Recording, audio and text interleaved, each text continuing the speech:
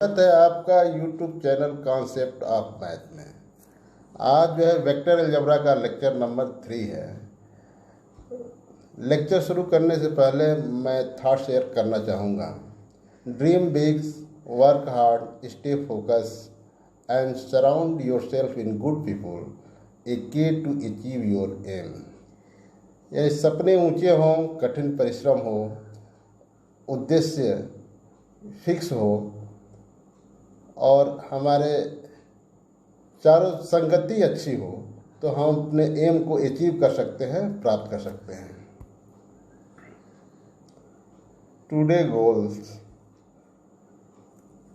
Triangle and parallelogram, law of vector addition, subtraction of vector and multiplication of vector by scalar, component of vector, section formula, external and internal division.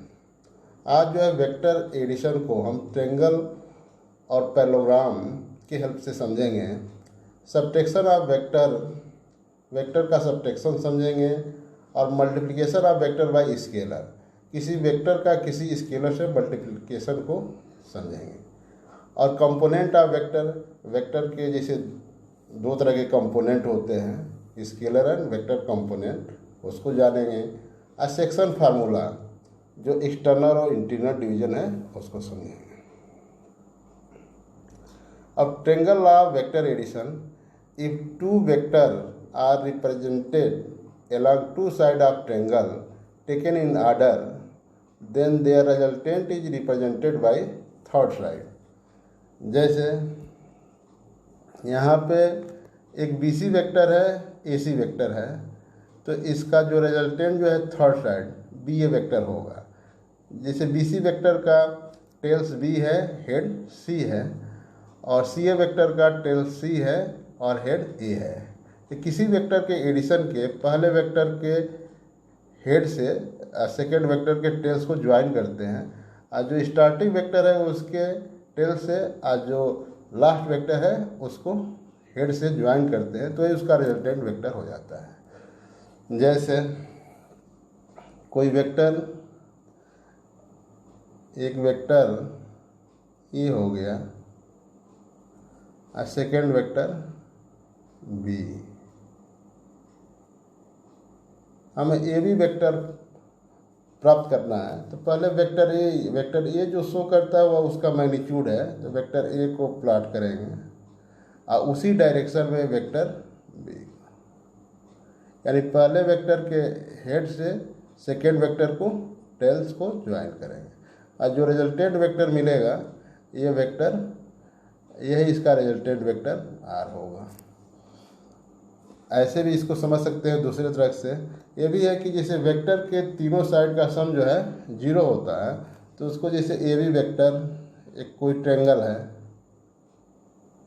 A B C, तो एक ए B vector हो गया, अब B C vector हो गया, तो हम इसको लिख सकते हैं A B vector plus B C vector equal to A C vector. अब चूंकि वेक्टर का जैसे डायरेक्शन ए सी वेक्टर है, अब ए सी वेक्टर को हम लिख सकते हैं माइनस सी ए वेक्टर, तो इसको लिखना है तो A B vector plus B C vector equal to minus C A vector. और जब सी ए को इधर ट्रांसफ़र करेंगे तो क्या मिल जाएगा, A B vector plus B C vector plus C A vector equal to 0। तो A B vector, B C vector और सी ए वेक्टर की वैल्यू क्या होती है, 0 होती है। नेक्स्ट जो है parallelogram law vector addition: if two vectors are represented along two adjacent sides of parallelogram, then their resultant is represented by diagonal of the side। जैसे यहाँ पे पैरेललोग्राम दिया गया है, जैसे parallelogram O A B C है, तो ओ ए इसका एक साइड है, एक इसका एडजेसेंट साइड ओ सी है, तो ओ ए वेक्टर और ए बी वेक्टर की वैल्यू उसके डायगोनल ओ बी वेक्टर के इक्वल होगी। तो इसमें ये कहा गया कि जैसे ओ ए वेक्टर और ओ सी वेक्टर। क्योंकि ओ सी वेक्टर और ए बी वेक्टर एक दूसरे के क्या होंगे, पैरेलल होंगे, तो आप ओ सी वेक्टर को लिख सकते हैं ए बी वेक्टर। अब यहाँ से ट्रेंगल रूल भी अप्लाई करेंगे, O A vector plus A B vector equal to क्या होता है, ओ बी वेक्टर। तो वो एक तरह से डायगोनल रिप्रेजेंट करता है। तो वही इसमें दिया गया है कि two vector are represented along the two adjacent side of parallelogram, जैसे वेक्टर ए है और वेक्टर बी है।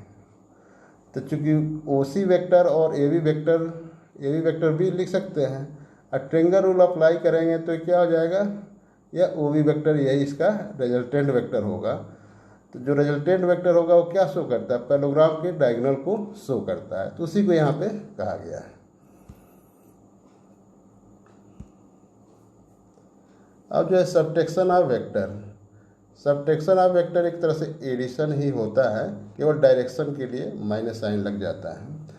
For any two vector we define A minus B, यहाँ पे वेक्टर ए और वेक्टर वी इक्वल टू लिख सकते हैं vector A plus minus vector B, and call this operation subtraction और डिफरेंस ऑफ ए वेक्टर। इसको हम समझ सकते हैं जैसे वेक्टर ए है,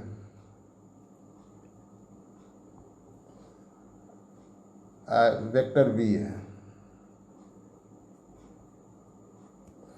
तो यहाँ पे हमें फाइंड करना है vector A minus vector B.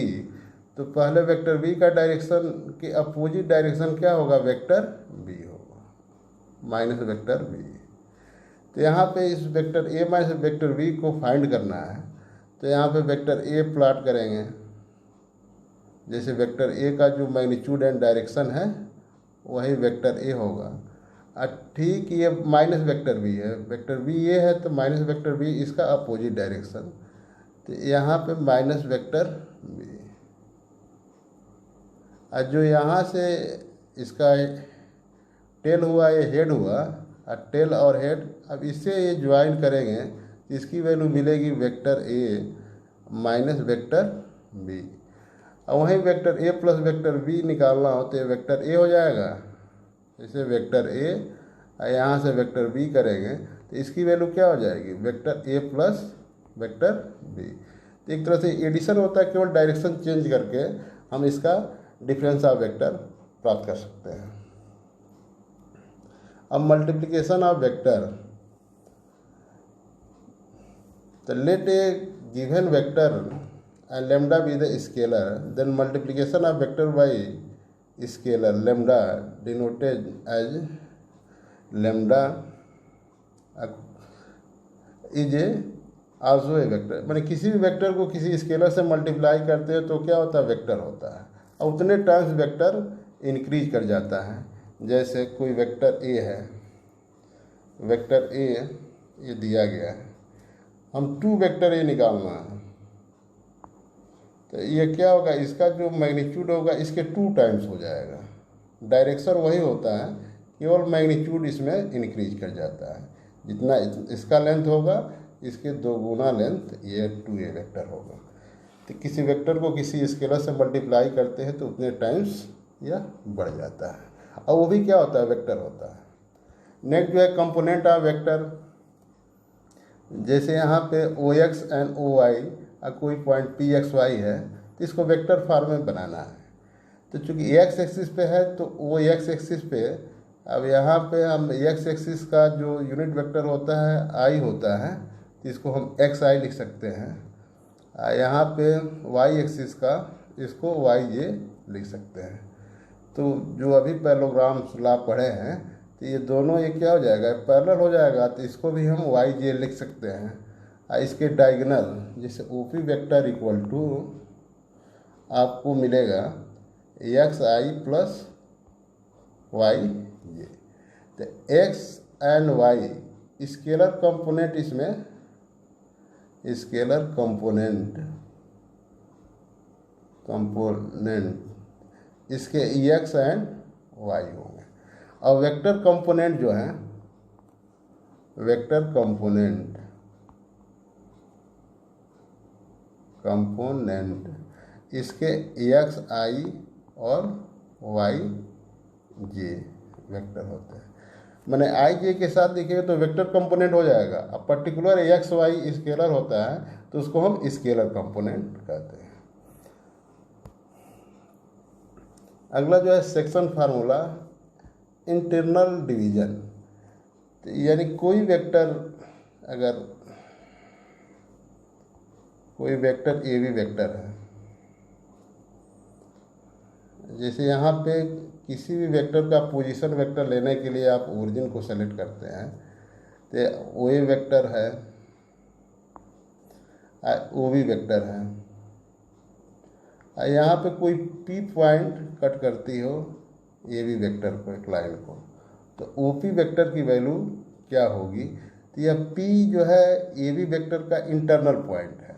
अगर यह M is to N ratio में कट करती हो तो ओ पी वेक्टर यानी आर वेक्टर की वैल्यू मिल जाती है vector R equal to M into V vector plus N into A vector upon M plus N. तो यही आपका इंटरनल डिवीजन है। अब इसके जैसे यहाँ पे दिया भी है R equal to M B vector, R equal to M B vector plus N A vector upon M plus N vector. ये इसका फार्मूला होता है। ये फार्मूला कैसे हम निकालेंगे इसको भी हम समझ सकते हैं। जैसे कोई वेक्टर ए बी वेक्टर दिया गया है, अब यहाँ पोजीशन वेक्टर ओ को सेलेक्ट करते हैं, पोजीशन वेक्टर ओ को सेलेक्ट करते हैं, यहाँ पे ओ पी वेक्टर है, तभी बताया गया है यहाँ पे यम या यम इज टू एन रेशियो में कट करता है। अब ओ पी वेक्टर की वैल्यू हमें प्राप्त करनी है, तो यहाँ पे हम देख सकते हैं कि A P upon P B equal to M upon N होगा रेशियो में, क्योंकि ए पी का जो डिस्टेंस एक तरह से है यम है और पी बी का डिस्टेंस एन है। तो इसको आप लिख सकते हैं N into A P vector equal to M into P B vector.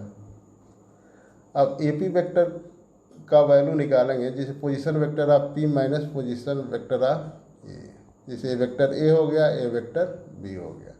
तो यहाँ N into A P vector को हम लिख सकते हैं, जैसे A P O P vector R है तो vector R minus vector A, यहाँ पे लिख सकते हैं M into P V vector की value position vector of B minus position vector of P, तो यह बी माइनस आर हो जाएगा। और जब इसको हम सॉल्व करेंगे तो यहाँ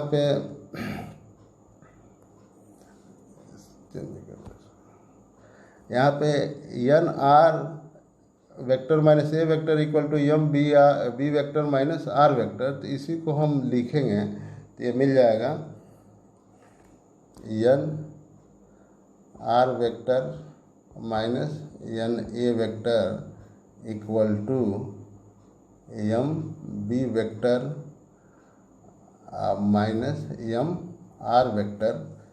और जब इसको हम ट्रांसफ़र करेंगे इधर तो M R vector plus N R vector equal to N A vector plus M B vector.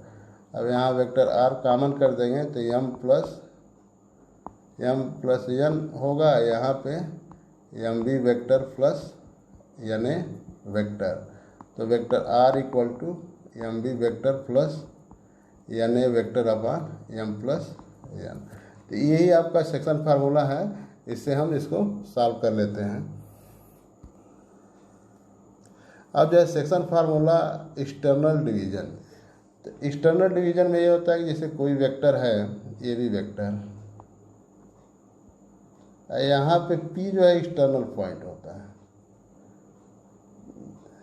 जैसे यहाँ पे A का पोजीशन वेक्टर A है, अब B का पोजीशन वेक्टर B है, अब P का पोजीशन वेक्टर R है, तो AP वेक्टर की वैल्यू यहाँ पे M होती है, अब BP वेक्टर की वैल्यू एन, इसका मैग्नीट्यूड दिया है, इस तरह से डिस्टेंस दिया गया है बी पी वेक्टर।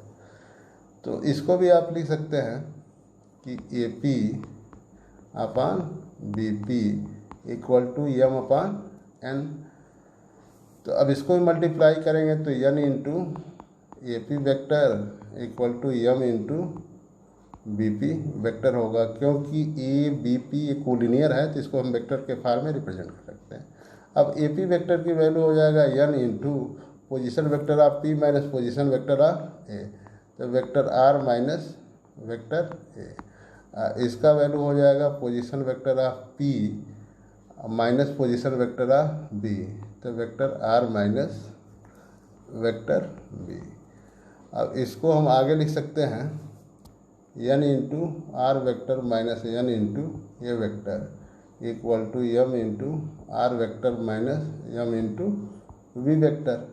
अब यहाँ पे ट्रांसफ़र करेंगे तो M R vector minus N R vector equal to M B vector minus N A vector.